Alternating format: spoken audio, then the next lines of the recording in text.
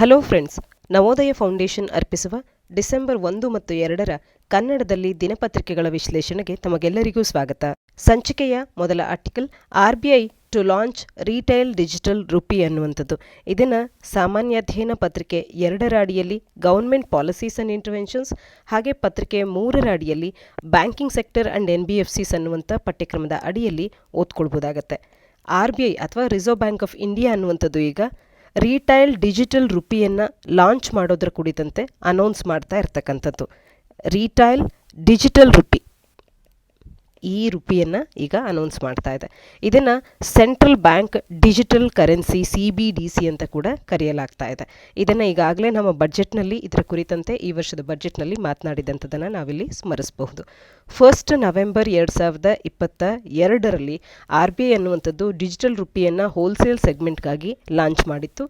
Settle the secondary market ಟ್ರಾನ್ಸಾಕ್ಷನ್ಸ್ಗಳನ್ನು, government ಸೆಕ್ಯೂರಿಟೀಸ್ಗಳಲ್ಲಿ secondary market ಟ್ರಾನ್ಸಾಕ್ಷನ್ಸ್ಗಳನ್ನು ಸೆಟಲ್ ಮಾಡೋದಕ್ಕೆ ಅಂತ ಹೇಳಿ ಡಿಜಿಟಲ್ ರುಪಿಯನ್ನು ಹೋಲ್ಸೇಲ್ ಸೆಗ್ಮೆಂಟ್ಗಾಗಿ RBI ನವೆಂಬರ್ 1 ಅಂದು ಈಗಾಗಲೇ ಸ್ಟಾರ್ಟ್ ಮಾಡಿತ್ತು. ಹಾಗಾದರೆ what are the key points about the pilot project ಅಂತ ಹೇಳಿ ನೋಡೋದೇ ಆದರೆ, the first phase of a pilot project ಅನ್ನುವಂಥದ್ದು ಸೆಲೆಕ್ಟ್ ಲೊಕೇಶನ್ಸ್ಗಳನ್ನು CUGsಗಳಲ್ಲಿರ್ತಕ್ಕಂಥ ಕ್ಲೋಸ್ಡ್ ಯೂಸರ್ ಗ್ರೂಪ್ನಲ್ಲಿರ್ತಕ್ಕಂಥ ಸೆಲೆಕ್ಟ್ ಲೊಕೇಶನ್ಸ್ ಮತ್ತು ಬ್ಯಾಂಕ್ಸ್ಗಳನ್ನು ಈಗ ಮೊದಲ ಹಂತದಲ್ಲಿ ಫಸ್ಟ್ ಪೈಲಟ್ ಪ್ರಾಜೆಕ್ಟ್ಗೆ ಅಂತ ಹೇಳಿ ಚೂಸ್ ಮಾಡಿರ್ತಕ್ಕಂಥದ್ದು. ಇಲ್ಲಿ ಕಸ್ಟಮರ್ಸ್ ಮತ್ತು ಮರ್ಚೆಂಟ್ಸ್ಗಳು ಪಾರ್ಟಿಸಿಪೇಟ್ ಮಾಡ್ತಾ ಇರ್ತಾರೆ.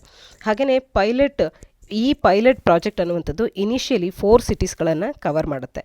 ಮುಂಬೈ, ಡೆಲ್ಲಿ, ಬ್ಯಾಂಗ್ಳೂರ್ ಆ್ಯಂಡ್ ಭುವನೇಶ್ವರ್, ಈ 4 ಸಿಟೀಸ್ಗಳನ್ನು ಇನಿಷಿಯಲಿ ಕವರ್ ಮಾಡುತ್ತೆ. ಇಲ್ಲಿ ಕಸ್ಟಮರ್ಸ್ ಮತ್ತು ಮರ್ಚೆಂಟ್ಸ್ಗಳು ಡಿಜಿಟಲ್ ರುಪಿ ಅಥವಾ ಈ ರುಪಿಯನ್ನು ಅವರು ಬಳಕೆ ಮಾಡ್ಬೋದಾಗಿರುತ್ತೆ.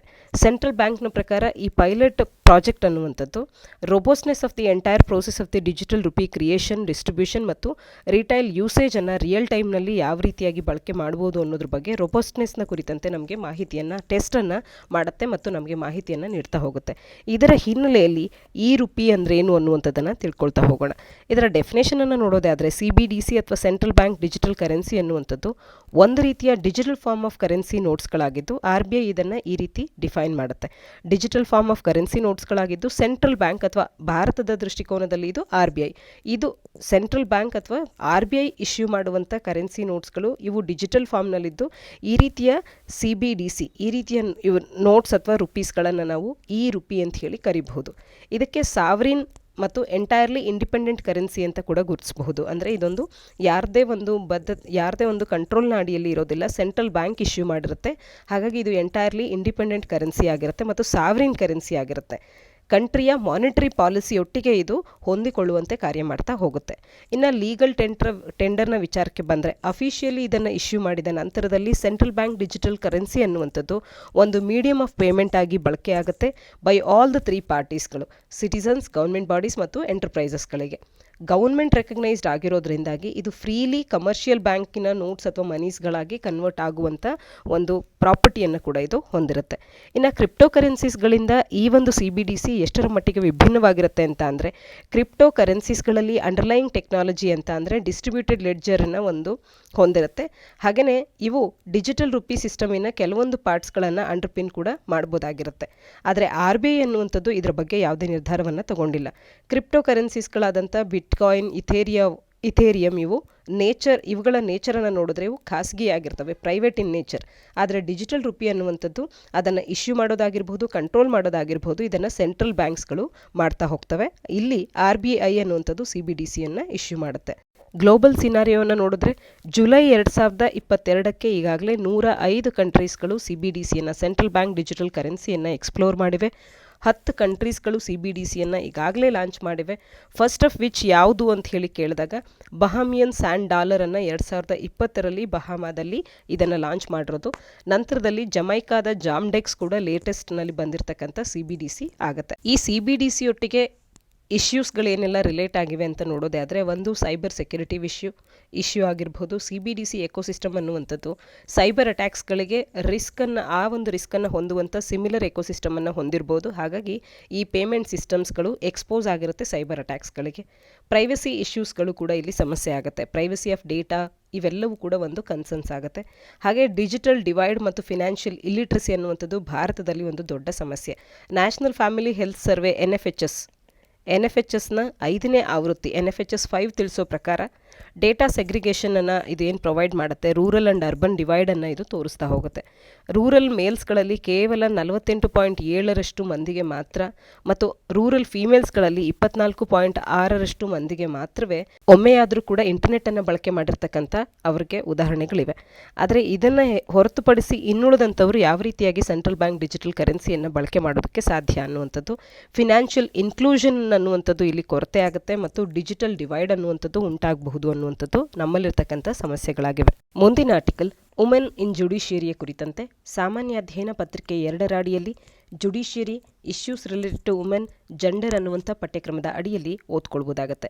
ಯಾಕೆ ಇಲ್ಲಿ ಜಡ್ಜಸ್ಗಳಲ್ಲಿ ಅಥವಾ ಜುಡಿಷಿಯರಿಯಲ್ಲಿ ಇರ್ತಕ್ಕಂಥ ವುಮೆನ್ನ ಕುರಿತಂತೆ ಮಾತನಾಡ್ತಿದ್ದಾವೆ ಅಂತ ಅಂದರೆ, ಸುಪ್ರೀಂ ಕೋರ್ಟ್ ಇತ್ತೀಚೆಗೆ ಫೀಮೇಲ್ ಆಲ್ ವುಮೆನ್ ಬೆಂಚನ್ನು ಇದೇ 3ನೇ ಬಾರಿಗೆ ಇಡೀ ಹಿಸ್ಟ್ರಿಯಲ್ಲಿ 3ನೇ ಬಾರಿಗೆ ಆಲ್ ವುಮೆನ್ ಫೀಮೇಲ್ ಬೆಂಚನ್ನು ಈಗ ರೀಸೆಂಟ್ಲಿ ಅಪಾಯಿಂಟ್ ಮಾಡಿದೆ ಸುಪ್ರೀಂ ಕೋರ್ಟ್. ಇದರ ಹಿನ್ನೆಲೆಯಲ್ಲಿ ಜುಡಿಷಿಯರಿಯಲ್ಲಿ ಇರ್ತಕ್ಕಂಥ ವುಮೆನ್ಸ್ನ ಕುರಿತಂತೆ ನಾವು ಮಾತನಾಡ್ತಾ ಇದ್ದೇವೆ ಆರ್ಟಿಕಲ್ನಲ್ಲಿ. ಫಸ್ಟ್ ಟೈಮ್ ಸುಪ್ರೀಂ ಕೋರ್ಟ್ ಅನ್ನುವಂಥದ್ದು ಆಲ್ ವುಮೆನ್ ಬೆಂಚನ್ನು 2013ರಲ್ಲಿ ಸ್ಥಾಪಿಸಿತ್ತು. 2018ರಲ್ಲಿ ಮತ್ತೊಂದು ಬೆಂಚ್ ಬಂತು. ಈಗ 2022ರಲ್ಲಿ ಥರ್ಡ್ ಆಲ್ ವುಮೆನ್ ಬೆಂಚನ್ನು ನಾವು ಸುಪ್ರೀಂ ಕೋರ್ಟು ಸ್ಟಾರ್ಟ್ ಮಾಡಿರುವಂಥದ್ದನ್ನು ಕಾಣಬಹುದಾಗಿದೆ. ಸ್ಟೇಟ್ ಆಫ್ ವುಮೆನ್ ಇನ್ ಜುಡಿಷಿಯರಿಯನ್ನು ನೋಡೋದೇ ಆದರೆ, ಕಳೆದ 70 ವರ್ಷಗಳಲ್ಲಿ ಯಾವುದೇ ಒಂದು ಸಿಗ್ನಿಫಿಕೆಂಟ್ ಅಟೆಂಪ್ಟ್ ಅನ್ನುವಂಥದ್ದು ಅಡಿಕ್ವೇಟ್ ರೆಪ್ರೆಸೆಂಟೇಷನ್ ಫಾರ್ ವುಮೆನನ್ನು ಆಲ್ ಹೈಕೋರ್ಟ್ಸ್ ಅಥವಾ ಸುಪ್ರೀಂ ಕೋರ್ಟ್ನಲ್ಲಿ ನೀಡೋದಕ್ಕೆ ಅಂತ ಹೇಳಿ ಮಾಡೇ ಇಲ್ಲ ಅನ್ನುವಂಥದ್ದನ್ನು ನಾವಿಲ್ಲಿ ಕಾಣಬಹುದಾಗತ್ತೆ. ಆ ಕಾರಣದಿಂದಲೇ ವುಮೆನ್ ರೆಪ್ರೆಸೆಂಟೇಷನ್ ಇನ್ ಜುಡಿಷಿಯರಿ ಅನ್ನುವಂಥದ್ದು ಸಾಕಷ್ಟು ಲೋ ಇರತಕ್ಕಂಥದ್ದು. ಓನ್ಲಿ 11 ವುಮೆನ್ ಜಡ್ಜಸ್ಗಳನ್ನು ಇದುವರೆಗೂ ಸುಪ್ರೀಂ ಕೋರ್ಟ್ ಕಂಡಿದೆ ಅಂತ ಅಂದರೆ ಎಷ್ಟರ ಮಟ್ಟಿಗೆ ವುಮೆನ್ ಜಡ್ಜಸ್ಗಳ ಕೊರತೆ ಇದೆ ಅನ್ನುವಂಥದ್ದು ಕಾಣಿಸ್ತಾ ಇದೆ. ಹಾಗೆಯೇ ಇದುವರೆಗೂ ಕೂಡ CJI chief justice of India ಅಂತ ಹೇಳಿ ಯಾರೂ ಕೂಡ ವುಮೆನ್ ಜಡ್ಜಸ್ಗಳು ಆಗೇ ಇಲ್ಲ ಅನ್ನುವಂಥದ್ದು ಮತ್ತೊಂದು ವಿಷಾದನೀಯ ವಿಷಯ ಆಗುತ್ತೆ. ಕೇವಲ 83 ಜಡ್ಜಸ್ಗಳು ಮಾತ್ರ ಹೈಕೋರ್ಟ್ನಲ್ಲಿ ಈಗ ನಮ್ಮಲ್ಲಿ ಭಾರತದಾದ್ಯಂತ 680 ಜಡ್ಜಸ್ಗಳಿದ್ದರೆ ಅದರ ಪೈಕಿ ಕೇವಲ 83 ಜಡ್ಜಸ್ಗಳು ಮಾತ್ರ ವುಮೆನ್ ಹೈಕೋರ್ಟ್ ಜಡ್ಜಸ್ಗಳಾಗಿರ್ತಕ್ಕಂಥದ್ದು. ಇನ್ನು ಓನ್ಲಿ 30% ಆಫ್ ದಿ ಸಬಾರ್ಡಿನೇಟ್ ಜಡ್ಜಸ್ಗಳು ಮಾತ್ರ ಫೀಮೇಲ್ಸ್ ಆಗಿರ್ತಕ್ಕಂಥದ್ದು. ಅಂದರೆ ಪರ್ಸೆಂಟೇಜ್ ಸಾಕಷ್ಟು ಕಡಿಮೆ ಇರತಕ್ಕಂಥದ್ದನ್ನು ಕಾಣಬಹುದಾಗಿದೆ ವುಮೆನ್ ಮತ್ತು ಫೀಮೇಲ್ನ ನಡುವೆ. ಇಲ್ಲೊಂದು ಗ್ಯಾಪ್ ಅನ್ನುವಂಥದ್ದು ಇದೆ. ಆ ಗ್ಯಾಪನ್ನು ಬ್ರಿಡ್ಜ್ ಮಾಡಲಿಕ್ಕೆ ಸಾಕಷ್ಟು ಮೆಷರ್ಸ್ಗಳನ್ನು ಸರ್ಕಾರ ತಗೊಳ್ಬೇಕಾಗತ್ತೆ. ಹಾಗಾದರೆ ಈ ರೀತಿಯ ಲೋ ವುಮೆನ್ ರೆಪ್ರೆಸೆಂಟೇಷನ್ಸ್ಗೆ ರೀಸನ್ಸ್ಗಳೇನೆಲ್ಲವನ್ನು ನೀಡಲಾಗ್ತದೆ ಅಂತ ಅಂದರೆ, ನಮ್ಮ ಸೊಸೈಟಿಯಲ್ಲಿರ್ತಕ್ಕಂಥ ಪ್ಯಾಟ್ರಿಯಾರ್ಕಲ್ ಮೈಂಡ್ಸೆಟ್, ಪ್ಯಾಟ್ರಿಯಾರ್ಕಿ ಸೊಸೈಟಿ ಅನ್ನುವಂಥದ್ದು ಒಂದು ರೀತಿಯ ಕಾರಣ ಆಗ್ತದೆ ವುಮೆನ್ ಜಡ್ಜಸ್ಗಳ ಸಂಖ್ಯೆ ಕಡಿಮೆ ಆಗುವಂಥದ್ದಕ್ಕೆ. ಹಾಗೆಯೇ ಕೊಲಿಜಿಯಂ ಸಿಸ್ಟಮ್ ಫಂಕ್ಷನ್ ಆಗುವಂಥ ಒಂದು ಫಂಕ್ಷನಿಂಗೇ ಒಪೇಕ್ ಆಗಿದೆ. ಹಾಗಾಗಿ ಹೆಚ್ಚಿನದಾಗಿ ಅವರು ಮೆನ್ನನ್ನು ಸಜೆಸ್ಟ್ ಮಾಡ್ತಾ ಇದ್ದಾರೆ ಓವರ್ ವುಮೆನ್ ಅನ್ನುವಂಥದ್ದು ಮತ್ತೊಂದು ವಿಚಾರ ಆಗ್ತದೆ. ರಿಫ್ಲೆಕ್ಟ್ ಬಯಾಸ್ನೆಸ್ಸನ್ನು ಇದು ರಿಫ್ಲೆಕ್ಟ್ ಮಾಡುತ್ತೆ ಅನ್ನುವಂಥದ್ದು. ಇನ್ನು ವುಮೆನ್ಗೆ ಯಾವುದೇ ರೀತಿ ರಿಸರ್ವೇಷನ್ ಅನ್ನುವಂಥದ್ದು ಜುಡಿಷಿಯರಿ ಇಲ್ಲದೇ ಇರತಕ್ಕಂಥದ್ದು ಕೂಡ ಒಂದು ಸಮಸ್ಯೆ ಆಗ್ತಾ ಇದೆ. ನೋ ವುಮೆನ್ ರಿಸರ್ವೇಷನ್ ಕೂಡ ಇಲ್ಲಿರ್ತಕ್ಕಂಥ ಮತ್ತೊಂದು ಸಮಸ್ಯೆ ಆಗುತ್ತೆ.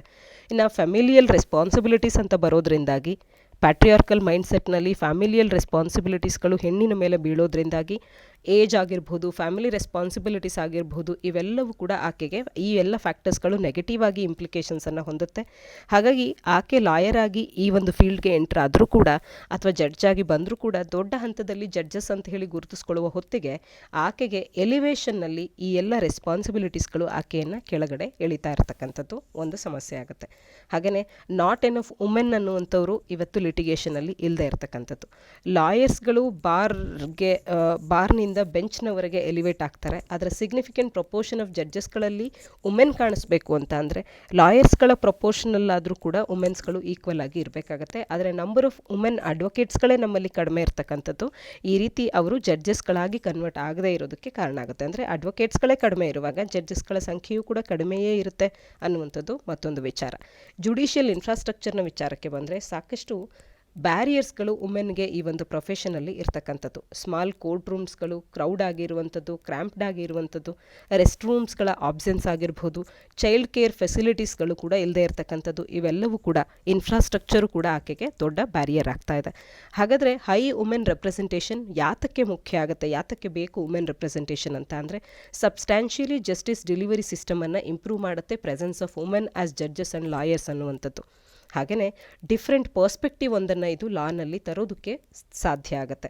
ವುಮೆನ್ ರಿಲೇಟೆಡ್ ಯಾವುದೇ ಇಶ್ಯೂಸ್ಗಳನ್ನು ವುಮೆನ್ ಬೆಟರ್ ಅಂಡರ್ಸ್ಟ್ಯಾಂಡ್ ಮಾಡ್ಕೊಳ್ಳೋದಕ್ಕೆ ಸಾಧ್ಯ ಇರೋದ್ರಿಂದಾಗಿ ವುಮೆನ್ ರಿಲೇಟೆಡ್ ಇಶ್ಯೂಸ್ ಆಗಿರ್ಬೋದು ಅಥವಾ ಇನ್ಯಾವುದೋ ವಿಚಾರಗಳನ್ನು she can be more sensitive kind, ಆ ಒಂದು ಪರ್ಸ್ಪೆಕ್ಟಿವ್ನಲ್ಲಿ ಅದನ್ನು ನಿರ್ಧಾರ ಮಾಡುವಂಥದ್ದು ಅಥವಾ ಅದನ್ನು ರೆಸಾಲ್ವ್ ಮಾಡೋದಕ್ಕೆ ಪ್ರಯತ್ನ ಮಾಡ್ತಾರೆ. ಹಾಗಾಗಿ ಬೇರೆಯದೇ ದೃಷ್ಟಿಕೋನದಲ್ಲಿ ನಾವು ರೆಸಲ್ಯೂಷನ್ಸ್ಗಳನ್ನು ಅಥವಾ ರಿಸಾಲ್ವ್ ಮಾಡೋದನ್ನು ಕಾಣ್ಬೋದು ವುಮೆನ್ ಯಾವಾಗ ಹೈಯರ್ ಪೋಸ್ಟ್ನಲ್ಲಿ ಹೆಚ್ಚಿನ ಸಂಖ್ಯೆಯಲ್ಲಿ ಇರ್ತಾರೆ ಆ ಸಂದರ್ಭದಲ್ಲಿ.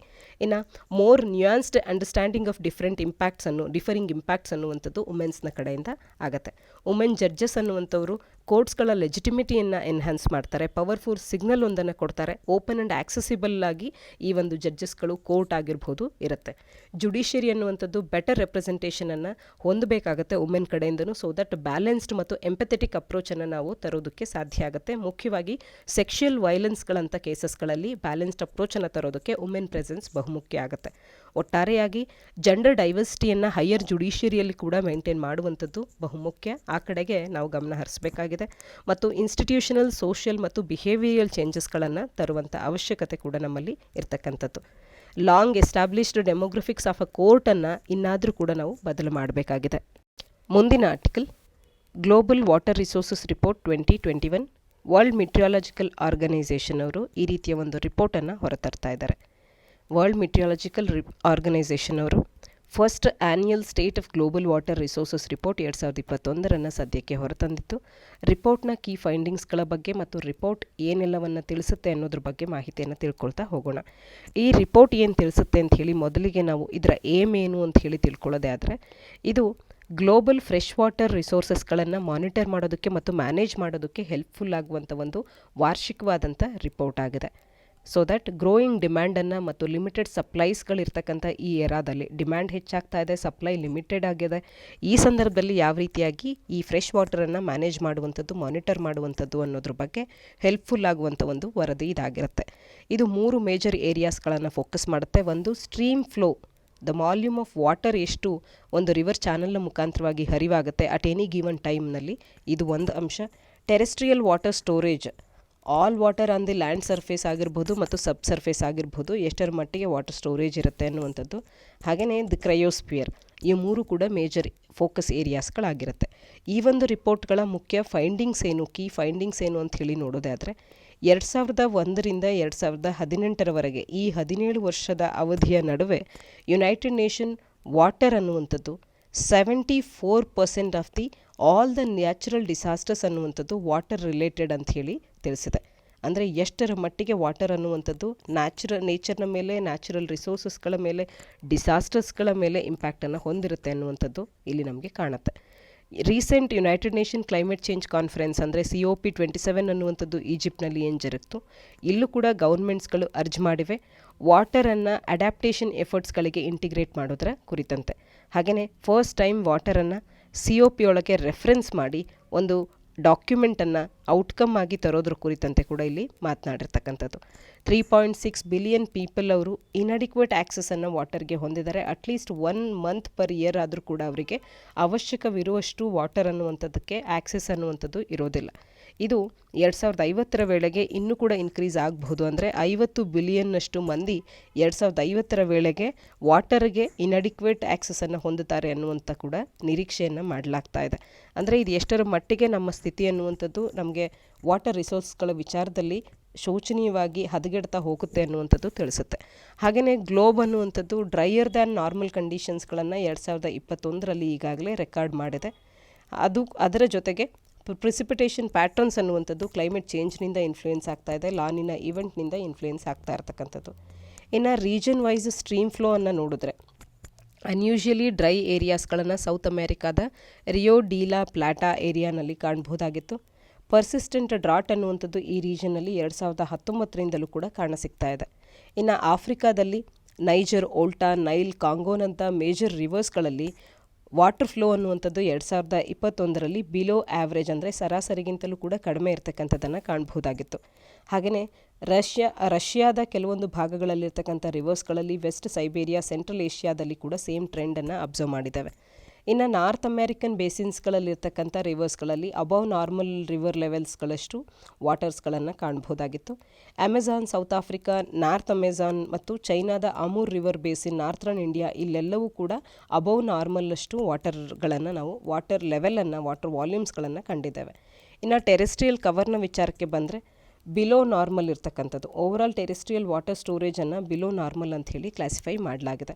ಇನ್ನು ಕ್ರಯೋಸ್ಪಿಯರ್ನ ವಿಚಾರಕ್ಕೆ ಬಂದರೆ ಮೌಂಟೇನ್ಸ್ಗಳು ಆಫನ್ ನ್ಯಾಚುರಲ್ ವಾಟರ್ ಟವರ್ಸ್ ಅಂತ ಹೇಳಿ ಗುರುತಿಸ್ಕೊಳ್ಳುತ್ತೆ. ಬಿಕಾಸ್ ಇವು 1.9 ಬಿಲಿಯನ್ ಪೀಪಲ್ಸ್ಗಳಿಗೆ ಫ್ರೆಶ್ ವಾಟರ್ ಸಪ್ಲೈಸ್ಗಳ ಒಂದು ಸೋರ್ಸ್ ಆಗಿ ಕಾಣಿಸ್ಕೊಳ್ಳುತ್ತೆ. ಹಾಗೆಯೇ ಭಾರತದಲ್ಲಿ ವಾಟರ್ನ ಸ್ಥಿತಿಗತಿ ಹೇಗಿದೆ ಅಂತ ಅಂದರೆ ಗ್ಲೋಬಲ್ ಇಂಪ್ಯಾಕ್ಟ್ ಅಥವಾ ಗ್ಲೋಬಲ್ ವಾರ್ಮಿಂಗಿನ ಇಂಪ್ಯಾಕ್ಟ್ನಿಂದಾಗಿ ಇಂಡೋ ಗ್ಯಾಂಗೆಟಿಕ್ ಪ್ಲೇನ್ನಲ್ಲಿ ವರ್ಸನಿಂಗ್ ಎಫೆಕ್ಟ್ಸ್ಗಳನ್ನು ನಾವು ಕಾಣ್ತಾ ಇದ್ದೇವೆ. North India, eastern Pakistan, southern Nepal, whole of Bangladesh ಇಲ್ಲೆಲ್ಲವೂ ಕೂಡ ಗ್ಲೋಬಲ್ ವಾರ್ಮಿಂಗ್ನಿಂದಾಗಿ ವರ್ಸನಿಂಗ್ ಇಂಪ್ಯಾಕ್ಟನ್ನು ನಾವು ಕಾಣ್ತಾ ಇದ್ದೇವೆ. ಇಂಡೋ ಗ್ಯಾಂಗೆಟಿಕ್ ಪ್ಲೇನ್ನಲ್ಲೂ ಕೂಡ ಈ ರೀತಿಯ ಒಂದು ಇಂಪ್ಯಾಕ್ಟನ್ನು ಕಾಣ್ತಿದ್ದೇವೆ.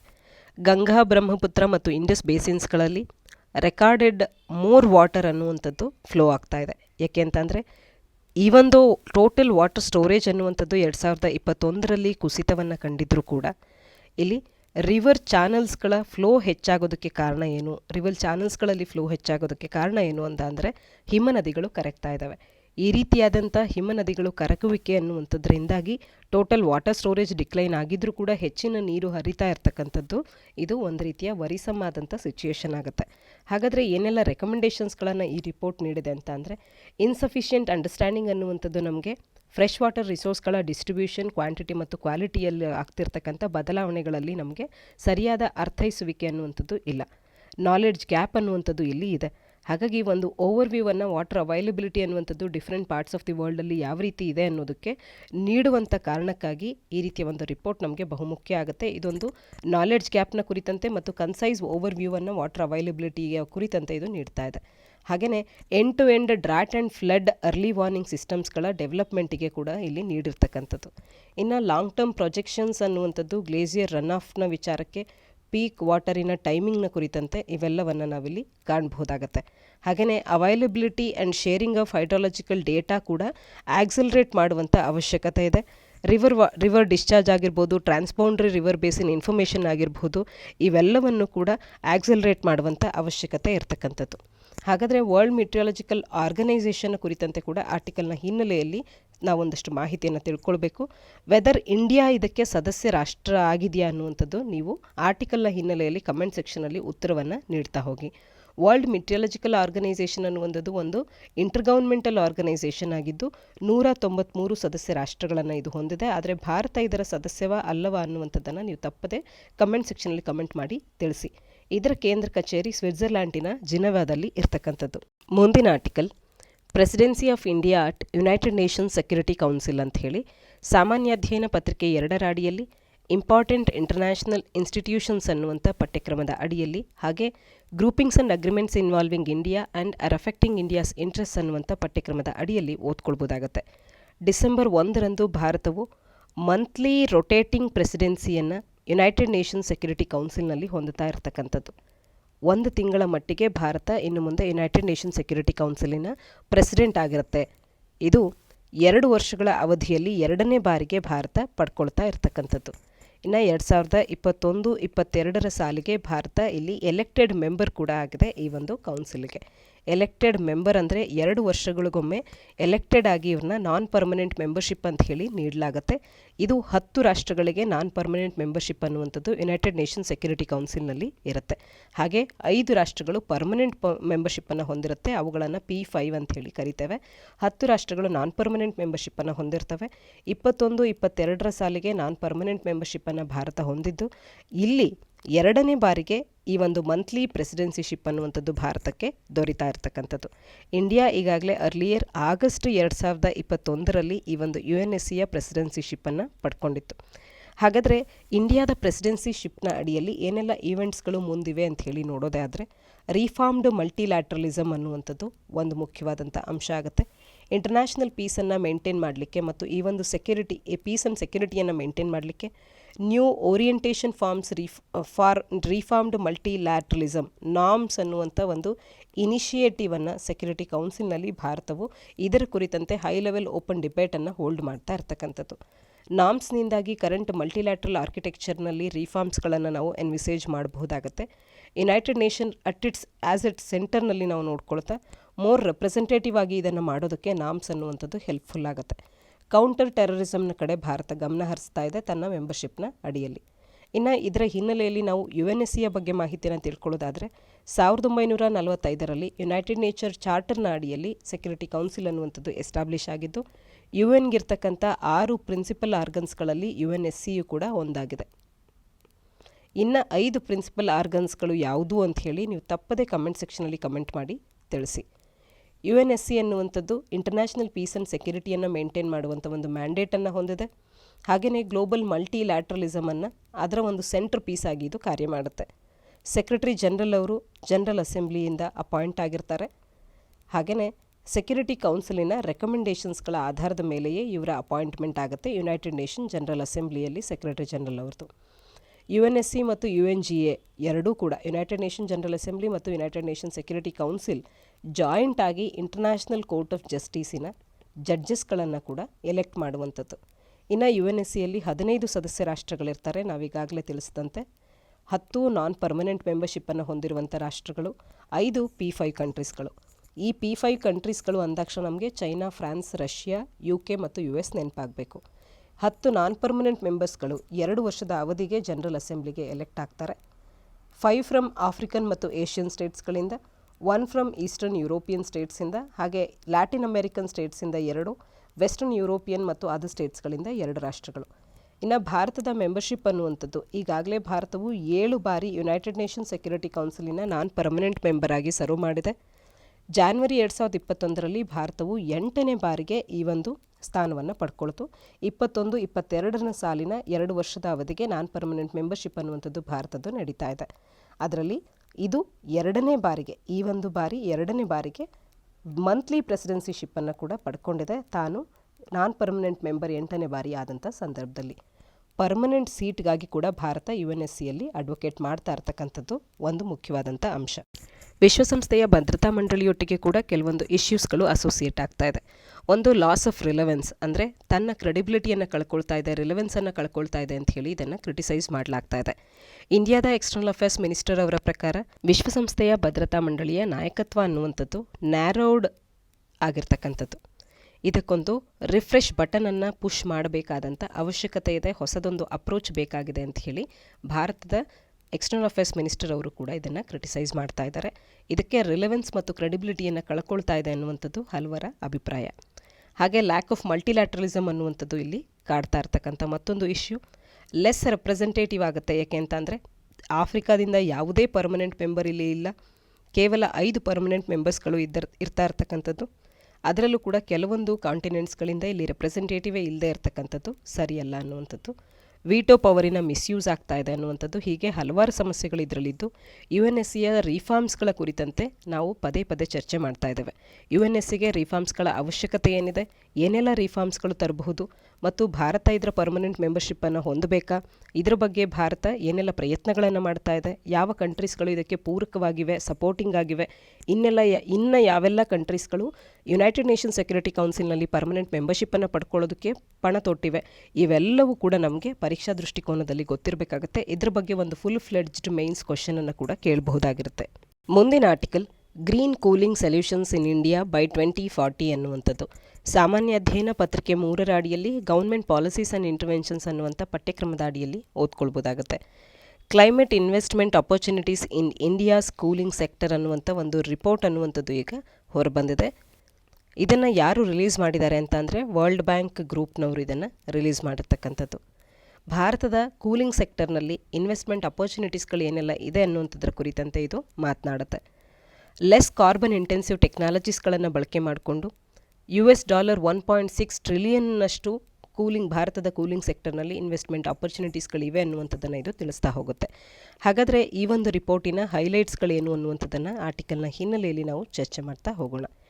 ಈ ರಿಪೋರ್ಟ್ ಅನ್ನುವಂಥದ್ದು India cooling action plan ICAP ಅಂತ ಹೇಳಿ ಏನು 2019ರಲ್ಲಿ ಲಾಂಚ್ ಆಗಿತ್ತು, ಇದನ್ನು ಅನಲೈಸ್ ಮಾಡ್ತಾ ಇದೆ. ಹಾಗೆ ಗೌರ್ಮೆಂಟ್ ಇನ್ವೆಸ್ಟ್ಮೆಂಟ್ ಆಪರ್ಚುನಿಟೀಸ್ಗಳನ್ನು ಪ್ರಯಾರಿಟೈಸ್ ಮಾಡ್ತಾ ಕೂಲಿಂಗ್ ಸೆಕ್ಟರ್ನಲ್ಲಿ ಕೆಲವೊಂದು ಸಜೆಷನ್ಸ್ಗಳನ್ನು ಕೂಡ ಇಲ್ಲಿ ನೀಡಿರ್ತಕ್ಕಂಥದ್ದು. ಈ ರಿಪೋರ್ಟ್ ಅನ್ನುವಂಥದ್ದು ಏರ್ ಕಂಡೀಷನಿಂಗ್ನ ಮೇಲೆ ಮಾತ್ರ ಫೋಕಸ್ ಮಾಡಿಲ್ಲ, ಏಕೆಂದರೆ ಕೇವಲ 40% ಮಂದಿ ಭಾರತೀಯರು ಮಾತ್ರವೇ ಏರ್ ಕಂಡೀಷನಿಂಗನ್ನು 2040 ವೇಳೆಗೆ ಹೊಂದೋದಕ್ಕೆ ಸಾಧ್ಯ ಆಗುತ್ತೆ. ಸದ್ಯಕ್ಕೆ ಕೇವಲ ಇದು 8% ಮಾತ್ರವೇ ಇರ್ತಕ್ಕಂಥದ್ದು. ಇನ್ನು ಇನ್ವೆಸ್ಟ್ಮೆಂಟ್ ಆಪರ್ಚುನಿಟೀಸ್ ಅನ್ನುವಂಥದ್ದು ಕನ್ಸ್ಟ್ರಕ್ಷನ್, ಕೋಲ್ಡ್ ಚೈನ್ ಮತ್ತು ರೆಫ್ರಿಜರೆಂಟ್ಸ್ಗಳಲ್ಲಿ ಏನಿದೆ, ಇದು ಗ್ರೀನ್ ಹೌಸ್ ಗ್ಯಾಸಸ್ ಎಮಿಷನ್ಸ್ಗಳನ್ನು ರೆಡ್ಯೂಸ್ ಮಾಡುವಂಥ ಒಂದು ಪೊಟೆನ್ಷಿಯಲನ್ನು ಕೂಡ ಹೊಂದಿದೆ ಸಿಗ್ನಿಫಿಕೆಂಟಾಗಿ. ನಿಯರ್ಲಿ 3.7 ಮಿಲಿಯನ್ ಜಾಬ್ಸ್ಗಳ ಕ್ರಿಯೇಷನ್ ಕೂಡ ಇದರಿಂದ ಸಾಧ್ಯ ಆಗುತ್ತೆ. 34 ಮಿಲಿಯನ್ ಪೀಪಲ್ನಷ್ಟು ತನ್ನ ಜಾಬ್ಸ್ಗಳನ್ನು ಅವರು ಕಳ್ಕೊಳ್ಬಹುದಾಗುತ್ತೆ ಹೀಟ್ ಸ್ಟ್ರೆಸ್ ಅನ್ನುವಂಥದ್ದು ಹೆಚ್ಚಾದರೆ ಕಂಟ್ರಿಯಲ್ಲಿ. ಸಬ್ಸಿಕ್ವೆಂಟ್ ಆಗಿ ಪ್ರೊಡಕ್ಟಿವಿಟಿಯಲ್ಲಿ ಕೂಡ ನಾವು ಡಿಕ್ಲೈನನ್ನು ಕಾಣಬೇಕಾಗತ್ತೆ. World already more intense heat ವೇವ್ಸ್ಗಳನ್ನು ಇವತ್ತು ಫೇಸ್ ಮಾಡ್ತಾ ಇದೆ. 2022ರಲ್ಲಿ ಇದರ ಒಂದು ಉದಾಹರಣೆಗಳನ್ನು ನಾವು ಭಾರತದಲ್ಲಿ ಕೂಡ ವಿಟ್ನೆಸ್ ಮಾಡಬಹುದಾಗಿತ್ತು. ಹೀಟ್ ಸ್ಟ್ರೆಸ್ನ ವಿಚಾರಕ್ಕೆ ಬಂದರೆ ಈ ವರ್ಷ ನಾವು ಡ್ರಾಸ್ಟಿಕ್ ಇನ್ಕ್ರೀಸನ್ನು ಇದರಲ್ಲಿ ಕಂಡಿದ್ದೇವೆ. 2 to 3 ಡಿಗ್ರಿ ರೈಸ್ ಅಷ್ಟು ಟೆಂಪ್ರೇಚರ್ಸ್ಗಳಲ್ಲಿ ಇನ್ಕ್ರೀಸ್ ಆಗುವಂಥದ್ದು. ಈ ರೀತಿ ಡ್ರಾಸ್ಟಿಕಲಿ ಟೆಂಪ್ರೇಚರ್ ಇನ್ಕ್ರೀಸ್ ಆಗ್ತಾ ಇದ್ದರೆ ಗ್ಲೋಬಲಿ ಇದನ್ನು ಹೀಟ್ ಸ್ಟ್ರೆಸ್ ಅಂತೇಳಿ ಕರಿತೇವೆ. ಹಾಗಾದರೆ ಇದರ ಕುರಿತಂತೆ ಏನೆಲ್ಲ ರೆಕಮೆಂಡೇಷನ್ಸ್ಗಳನ್ನು ಈ ರಿಪೋರ್ಟ್ ನೀಡಿದೆ ಅಂತ ಅಂದರೆ, ಸಸ್ಟೈನಬಲ್ ಸ್ಪೇಸ್ ಕೂಲಿಂಗ್ನ ಬಗ್ಗೆ ಮಾತನಾಡುತ್ತೆ.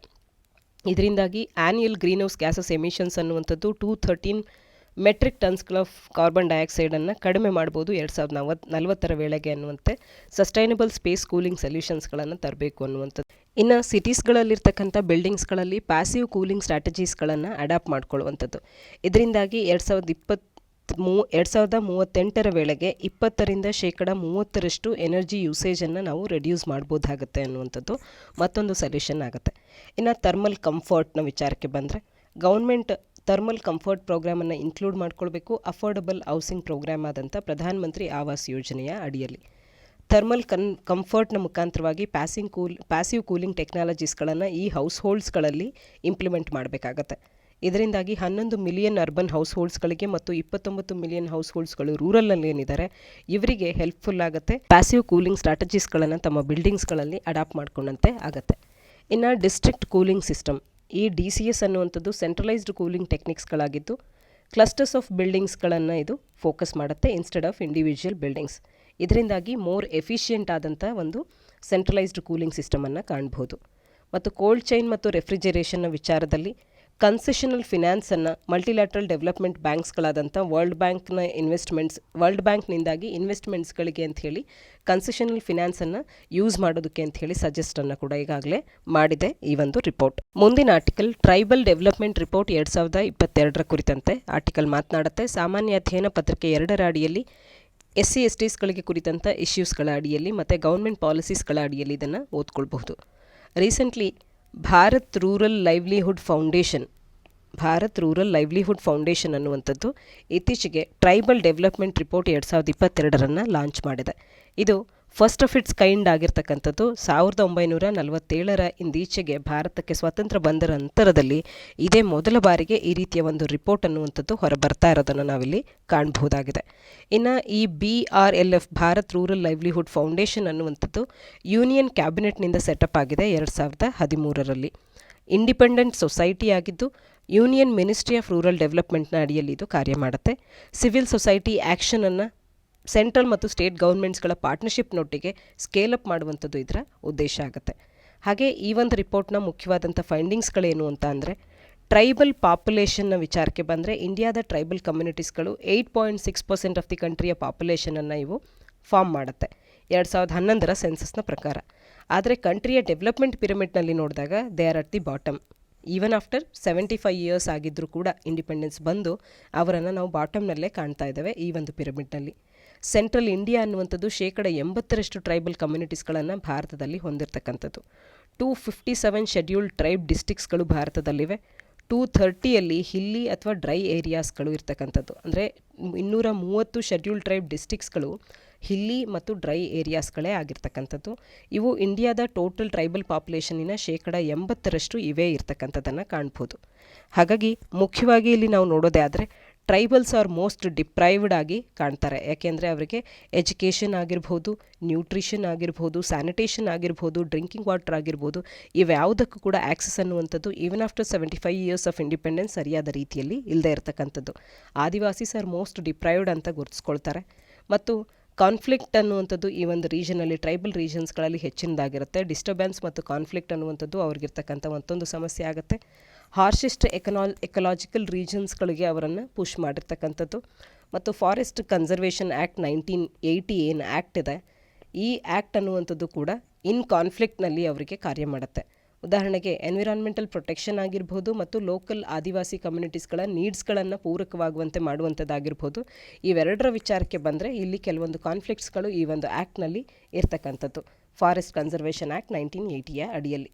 ಹಾಗೆ 1988ರಲ್ಲಿ ನ್ಯಾಷನಲ್ ಫಾರೆಸ್ಟ್ ಪಾಲಿಸಿ ಅನ್ನುವಂಥದ್ದು ಹೊರಬಂದಿದೆ. ಇದು ಲೋಕಲ್ ಪೀಪಲ್ಗಳ ಡೊಮೆಸ್ಟಿಕ್ ರಿಕ್ವೈರ್ಮೆಂಟನ್ನು ಅವರು ಮೀಟ್ ಮಾಡೋದಕ್ಕೆ ಅಂತ ಹೇಳಿ ಎಕ್ಸ್ಪ್ಲಿಸಿಟ್ಟಾಗಿ ಇಲ್ಲಿ for the very first time ಇದನ್ನು ರೆಕಗ್ನೈಸ್ ಮಾಡಲಾಯಿತು 1988ರಲ್ಲಿ.